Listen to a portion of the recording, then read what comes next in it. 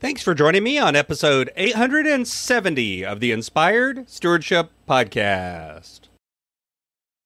I'm Winston Clements, motivational speaker and limitation breaker. I challenge you to invest yourself, invest in others, develop your influence, and impact the world using your time, your talent, and your treasures to live out your calling. Having the ability to recognize your limitations are an illusion and develop resilience is key. And one way to be inspired to do that is to listen to this, the Inspired Stewardship podcast with my friend, Scott Mader.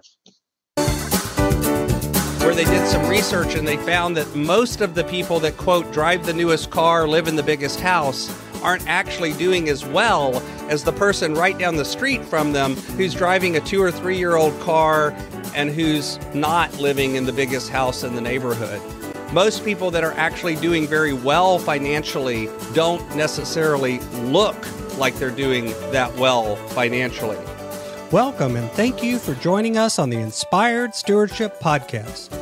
If you truly desire to become the person who God wants you to be, then you must learn to use your time, your talent, and your treasures for your true calling.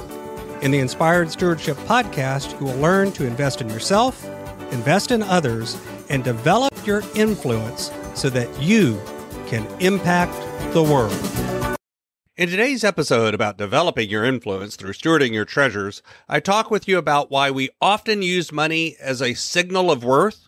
I share how this will always lead to financial issues eventually, and I also talk about how we can view money instead. As we talk about stewarding your treasures, wouldn't it be great if you could support this podcast and do it without costing yourself an extra dime? Turns out you can. All you have to do is use inspiredstewardship.com/Amazon when you're ready to make a purchase via Amazon, and a small commission will come back to support the show. If you enjoy the show when you're ready to buy from Amazon, just use inspiredstewardship.com/Amazon. One thing that happens for a lot of us is we tend to use money either directly or indirectly as a way of signaling our success, our value.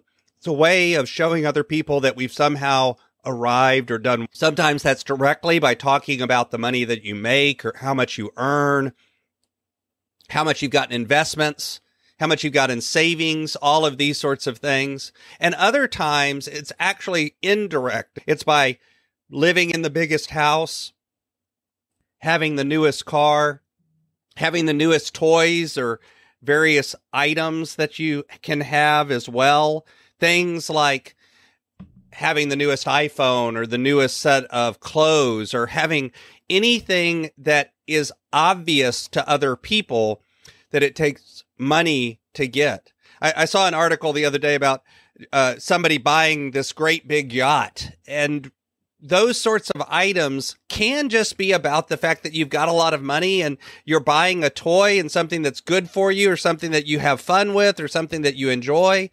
But sometimes they're done in a way just to signal to other people that you somehow are more worthy than them. And there's a subtle difference between that. If you're just buying something because it gives you enjoyment, there may not be anything wrong with that. However, if you're buying it and going deeply into debt to do it, or you're sacrificing for other things that you really are more important to you, where you're working 24 hours a day, 7 days a week, just to be able to have the newest toy, then maybe you're actually more worried about what other people think than what is actually the thing that's giving you benefit.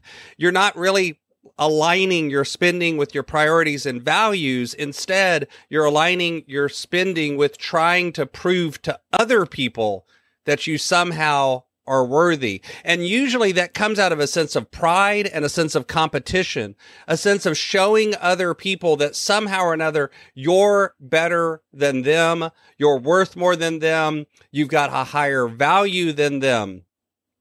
Or it comes out of a sense of pride of proving to everyone else that you've somehow arrived.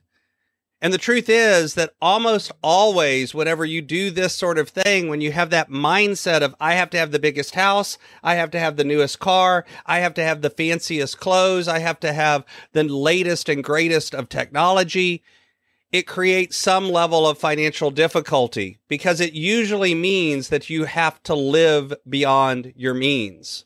By the way, this isn't something that has to do with how much you make as much as it does with your mindset, your philosophy, and how much you spend. Because I've had people that make $250,000 plus a year that still are deeply in debt because they live in a way as if they made 5 times that. I've had people that make $35,000 or $40,000 a year that have no debt at all and manage to completely change their lives because they live below their means. And over time, as their means come up and they continue to do that, they end up in a much healthier situation. It's not about what you make. It's about how you view what you make. Do you view what you make as a way of helping others and helping yourself and caring for you and your family? Or do you view what you make as somehow providing you security, providing you worth, providing value in a way that you need to signal to others? Is money a scorecard for you, or is it simply a tool?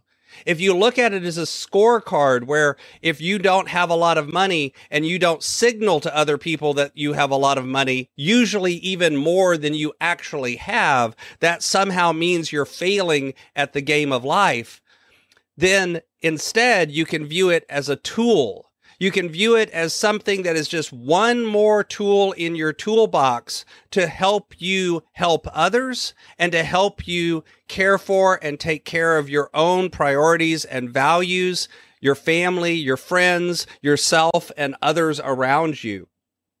If money is simply one tool out of many, then you begin to change your mindset. You begin to care less about what other people think. You begin to care less about giving off the signals that you have money. In a way, you stop acting rich and you become rich. There's actually a great book called Stop Acting Rich where they did some research and they found that most of the people that, quote, drive the newest car, live in the biggest house, aren't actually doing as well as the person right down the street from them who's driving a 2 or 3 year old car and who's not living in the biggest house in the neighborhood. Most people that are actually doing very well financially don't necessarily look like they're doing that financially because they end up usually living below their means, not above them. It's the people that are pushing so hard to show everyone else that they've arrived that end up stretching themselves way beyond what they can really support. And eventually that house of cards always collapses. I've seen it time after time. And it's not about how much you make. It's about how you view it. Are you viewing money as a scorecard? Are you viewing money as something that shows your worth to others? Are you viewing money as just one of many tools in your toolbox to help you succeed at getting your priorities, getting your values, serving others, serving God, and serving yourself? Thanks for listening. Thanks so much for listening to the Inspired Stewardship podcast. As a subscriber and listener, we challenge you to not just sit back and passively listen, but act on what you've heard and find a way to live your calling. If you like this episode on the stewardship of treasures, you can sign up for our treasures tips by going to inspiredstewardship.com/treasures or text in the U.S. 44222 treasures tips. And we'll send you 5 weeks of our best tips on stewarding your treasures. Until next time, invest your time, your talent, and your treasures. Develop your influence and impact the world.